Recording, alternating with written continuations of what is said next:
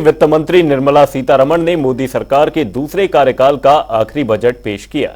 अंतरिम बजट के दौरान उन्होंने भाषण करीब 58 मिनट लंबा रहा। वित्त मंत्री निर्मला सीतारमण ने अपने कार्यकाल का छठा बजट पेश किया और कहा कि हमने अंतरिम बजट की परंपरा को जारी रखा है। यही वजह है कि सरकार ने किसी तरह की घोषणाएं करने से परहेज किया। हालांकि अंतरिम बजट में गरीब, महिलाएं, युवा और किसान 4 सेक्टर्स पर फोकस रखा गया है। बजट की बड़ी बातों पर अगर गौर करें तो सरकार ने आम आदमी को इस बार इनकम टैक्स में कोई राहत नहीं दी है। टैक्स स्लैब में कोई बदलाव नहीं किया गया है।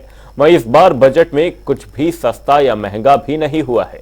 ऐसा इसलिए क्योंकि 2017 में लागू किए गए जीएसटी के बाद से बजट में केवल कस्टम ड्यूटी, एक्साइज ड्यूटी को बढ़ाया या घटाया जाता है, जिसका असर गिनी चुनी चीजों पर पड़ता है। 4 सेक्टर पर फोकस करते हुए वित्त मंत्री ने बताया कि सरकार ने 25 करोड़ लोगों को गरीबी से बाहर निकाला। गरीब कल्याण योजना में 34 लाख करोड़ रुपए खातों में भेजे। महिलाओं के उत्थान के लिए काम करते हुए करीब 1 करोड़ महिलाएं लखपति दीदी बने। अब 3 करोड़ लखपति दीदी बनाने का लक्ष्य है। युवाओं के लिए 3000 नए आईटीआई खोले जाएंगे। 1,40,000 युवाओं को प्रशिक्षित किया गया है। एशियाई खेलों में भारत के युवाओं को कामयाबी मिली है। पीएम किसान योजना से 11 करोड़ 80 लाख से ज्यादा लोगों को आर्थिक मदद मिली है। वहीं इस बार अंतरिम बजट पेश हुआ है क्योंकि अप्रैल मई में आम चुनाव होने हैं। नई सरकार बनने के बाद पूर्ण बजट जुलाई में पेश होने की उम्मीद है।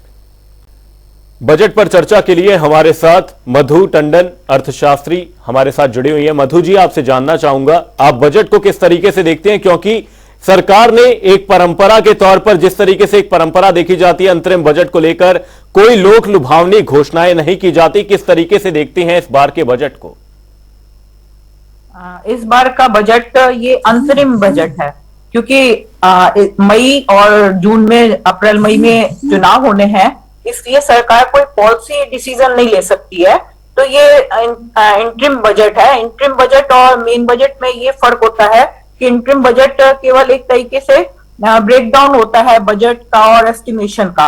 और अभी जब नॉर्मल बजट आता है तो उस समय आर्थिक सर्वेक्षण आता है, लेकिन इस समय आपने देखा होगा एक इकोनॉमिक रिव्यू आया है, केवल रिव्यू रिपोर्ट आई है जिसमें आजादी के बाद से इकोनॉमी की क्या स्टेटस रहा है, भारत की अर्थव्यवस्था की यात्रा का एक वर्णन दिया गया है। तो इसलिए ये बजट केवल एक इंटरिम बजट है जिसमें कोई लोक लुभावने वादे नहीं है, वो सरकार कर भी नहीं सकती।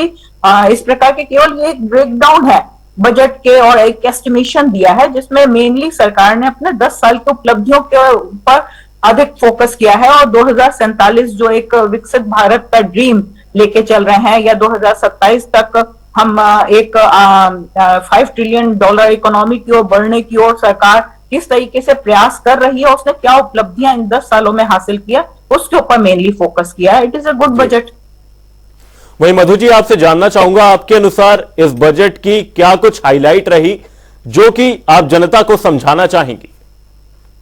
हाँ, इसमें देखिए जो अभी सरकार ने ये सनरूफ योजना दी है, सर्वोदय योजना अभी जो कि लेटेस्ट ही सरकार ने अनाउंस की थी, तो उसके तहत नवीन जो जानकारी है इसके उनकी रूफटॉप सोलर योजना से 1 करोड़ परिवार जुड़ेंगे और जिससे प्रत्येक परिवार को 300 यूनिट फ्री बिजली उनको मिलेगी और जिससे हर परिवार को लगभग, यदि हम साल का जोड़ें तो 15 से 18 हजार रुपए की बचत हो जाएगी। एक तो ये एक नई चीज इसमें जुड़ी है और इसके तहत उन्होंने अपनी जो योजनाएं गिनाई हैं, पर्टिकुलर की एनर्जी, मिनरल और सीमेंट के लिए एक कॉरिडोर हम निर्माण करें, या हम ट्रांसपोर्ट के संदर्भ में यदि हम देखें तो हवाई अड्डों की संख्या को उन्होंने बताया कि इस समय 149 हवाई अड्डे हो गए हैं, 527 नए रूट्स हो गए हैं, या देश के में 1000 से अधिक नए एयरक्राफ्ट का ऑर्डर दिया। एक विकसित भारत का एक चित्र प्रस्तुत करने का प्रयास किया है। पर्टिकुलर टूरिज्म सेक्टर को मेरे लिहाज से बहुत अधिक जोर दिया गया। उन्होंने माना है कि इस सेक्टर में बहुत अधिक पोटेंशियल है और पर्टिकुलर इंडिया में स्पिरिचुअल टूरिज्म, इसके पोटेंशियल को पहचान कर सरकार ने जितने भी आइकॉनिक टूरिस्ट प्लेसेस हैं उनको पीपीपी मॉडल, मतलब पब्लिक प्राइवेट पार्टनरशिप मॉडल से डेवलप करने का प्लान किया है। लॉन्ग टर्म इसमें लोन भी दिया जा रहा है और पोर्ट कनेक्टिविटी, अभी आपने देखा होगा हमारे माननीय जी। प्रधानमंत्री मोदी जी ने लक्षद्वीप पोर्ट को बढ़ाने का या उसको अंकित किया था। तो पोर्ट कनेक्टिविटी, टूरिज्म इंफ्रास्ट्रक्चर कैसे बढ़े, और इसके द्वारा हम सबसे मेन चीज, ये एक ऐसा सेक्टर है जिसमें इन्वेस्टमेंट तो लो है, लेकिन इसके तहत एक तो हम विदेशी पर्यटक बहुत अधिक अपने देश में आमंत्रित कर सकते हैं, और साथ ही साथ हम इससे एम्प्लॉयमेंट जनरेशन हमारे यहाँ बहुत अधिक हो सकता है।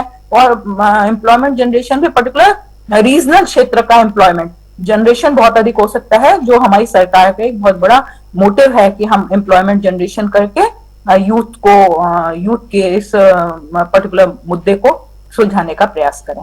बिल्कुल मधु जी, यहाँ पर देखा गया कि बजट, जो टैक्स स्लैब है और साथ ही टैक्स रिजीम है, दोनों में कोई बदलाव नहीं देखा गया। उसमें कोई बदलाव नहीं किया गया। उस क्षेत्र में निराशा है, पर जैसा मैंने आपको बताया, ये केवल एक इंटरिम बजट है, तो एक केवल 3 महीने 4 महीने के लिए एक सरकार का उपलब्धि आप कह लीजिए, या सरकार की एक पाथ बता लीजिए।